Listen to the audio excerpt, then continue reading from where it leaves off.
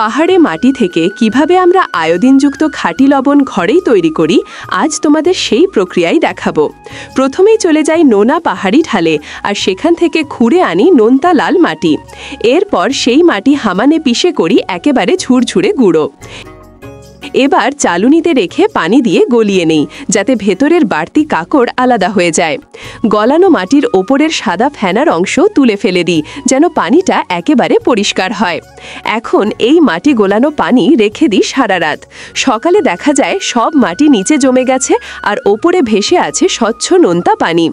এবার সেই নুন পানি কড়াইতে নিয়ে ফুটাতে থাকি যতক্ষণ না এর ঘনত্ব তৈরি হয়।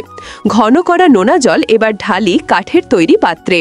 তারপর এর ওপর বিছিয়ে দিই শুকনো খড় বিচালি আর রেখে দিই সারা রাত।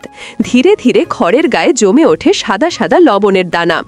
একেবারে প্রাকৃতিক, খাঁটি এবং আয়োডিনযুক্ত পাহাড়ি লবণ। বন্ধুরা, এই ভিডিও যদি ভালো লাগে তাহলে কমেন্টে জানাতে ভুলো না।